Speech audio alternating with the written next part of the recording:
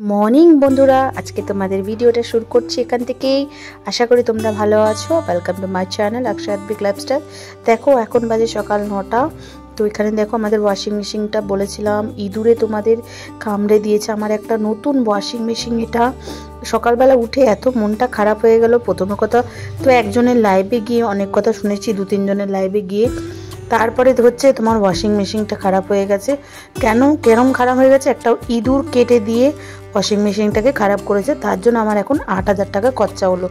আমি অনেক দিন ধরে ওয়াশিং মেশিনটাকে ঠিক করিনি। তারপরে ওর বাবা বললো যে না, ওয়াশিং মেশিনটাকে ঠিক করি, কেননা এত জামা কাপড় তোমার কাচতে খুব কষ্ট হচ্ছে, একা হাতে এত দিকে কাজ তোমার খুব কষ্ট হচ্ছে। তার জন্য আজকের ব্লগটা টোটালি ঠাকুরকে নিয়েই করব। আমি ঠাকুরের রোজ কি কি কাজ করি, কি ব্যাপার, পুজো পাল আসলে কি করি না করি, টোটালি সেই কাজটাই করব।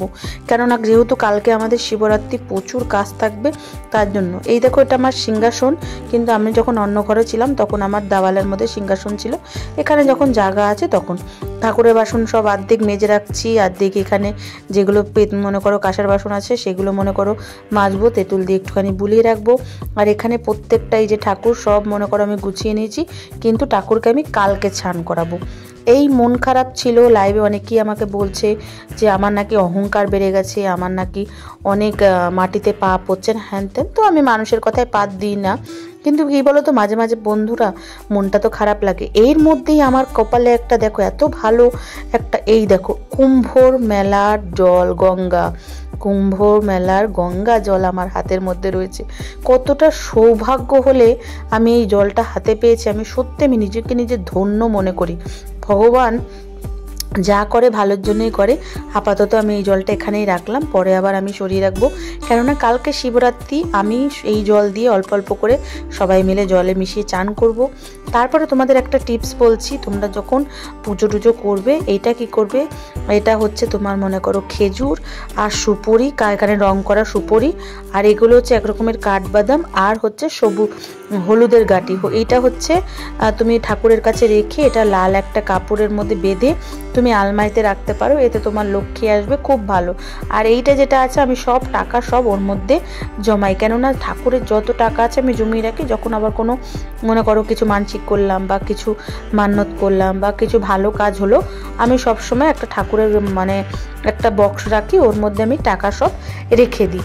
এ দেখো, ভগবান বলে না, আপনি যদি মন থেকে সবসময় মানুষের ভালো চাবেন, তো ভগবানও আপনাকে সবসময়। আজকাল কে বলুন তো, আমি কুম্ভমেলা 140 বছর পর এসছে, আমার খুব দুঃখ ছিল আমি যেতে পারিনি বলে। কিন্তু কি বলেন তো, আমার কাজ যেহেতু আমি সৎ পথে চলছি, তার জন্য ভগবানও আমার কাছে ঠিক পাঠিয়ে দিয়েছে জল। তো কালকে এই জল আমি ঘরে ছিটাবো, তারপর আবার শিবরাত্রি, কালকে চান করব, মন্দিরে যাব, ঠাকুর মনে করো পুজবো, এই জলে আমি শান্তি জলের মতো ঘরে ছিটাবো সব কিছু। এখানে দেখো আমাদের ওয়াশিং মেশিনটা ঠিক হয়ে গেছে, 8,000 টাকা খরচা হয়েছে, কিন্তু ঠিক হয়ে গেছে। আমি খুব খুশি, ওয়াশিং মেশিনটা থাকলে আমার খুবই ভালো হয় জানো তো, নাহলে না খুব এতদিন খুব কষ্ট হচ্ছিল ওয়াশিং মেশিন। বর্ষাকাল আসলে তখন তো আরও কষ্ট হবে। আর আজকে যেহেতু নিরামিষ, আমি ডাল আর ভাত রান্না করব। আর সবার উদ্দেশ্যে একটা কথা বলে থাকি, আমাদের এত বিজি লাইফেও আমাদের মনে হয় ভগবান, দেখুন আমি গুছিয়ে নিয়েছি সব কিছু। আমি কর্পূর একটা ডাব্বায় রাখি, সলতে একটা ডাব্বায় রাখি, তেল একটা ডাব্বায় রাখি, সিঁদুর সব আলাদা আলাদা রাখি। আর ঠাকুর স্নান হচ্ছে আমি কালকে করাবো, কেননা কালকে যেহেতু আমার শিবরাত্রি, কালকে আবার আমাকে ঠাকুর স্নান করতে হবে। তার জন্য তোমাদের সাথে কথা বলতে বলতে বিকেল হয়ে গেল। বিকেলে দেখো দুই ছেলে বিস্কুট দুধ খাচ্ছে। এরপরে আমি বেরোবো, কেননা আমার তো সব কিছু আজকে গুছগাছ করে রাখতে হবে। যেহেতু আমি কালকে ভোরবেলা আমি একটা মন্দিরে গিয়ে জল ঢেলে আসবো, সেটা তোমাদের সাথে শেয়ার করব। তার আগে আমি কি করব, জামা কাপড়গুলো আজকে সব কাচাকুচি করে নিয়েছি। কাচাকুচি একটুখানি মনে করো ঝাড়ঝোড় আজকে করেছি। যেহেতু একটা শিবরাত্রির পুজো আমি খুবই মানি, আমাদের এখানে খুব ভালো মানা হয়।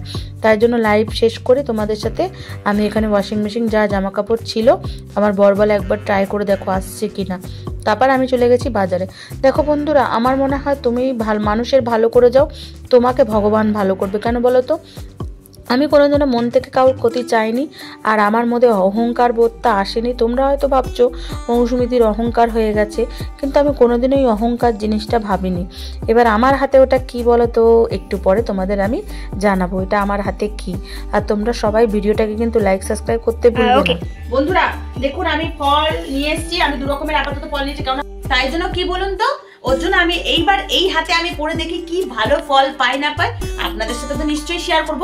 কিন্তু আগের বছর আমি রূপোর চেন কিনে খুব ভালো ফল পেয়েছি, ওর জন্য এটা শেয়ার করলাম। যেহেতু আমি এই ভিডিওটা কালকেই ছাড়বো, কালকে সারাদিন শিবরাত্রি থাকবে, পরশু দিনও থাকবে সকাল অবধি।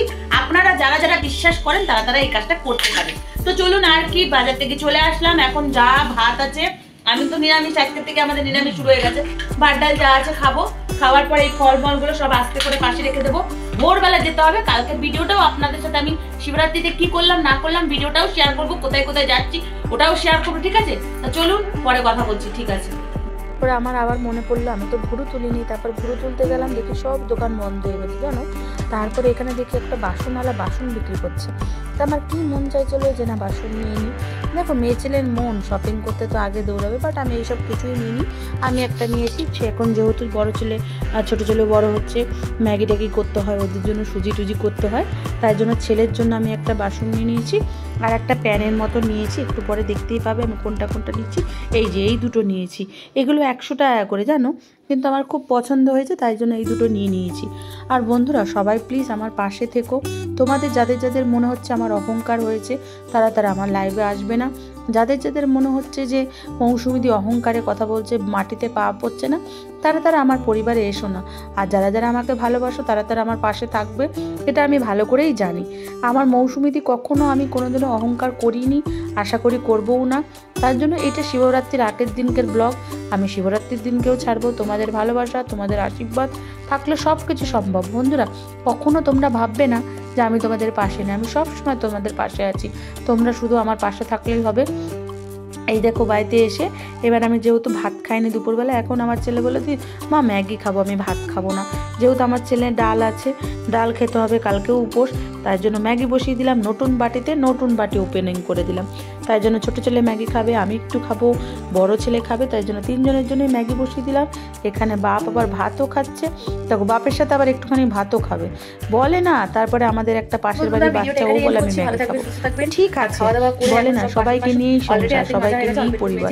তো তোমরা সবাই যদি ভিডিওটা ভালো লেগে থাকে তোমরা বলবে। আর এখানে দেখো তরমুজ এনেছি, যেহেতু কালকে উপোস সব গুছিয়ে রেখেছি, কিন্তু বন্ধুরা ভোরবেলা উঠতে হবে আবার, জানো তো। বিদায় নিচ্ছি, ভালো থাকবেন, সুস্থ থাকবেন, আর কিপ স্মাইল অল টাইম।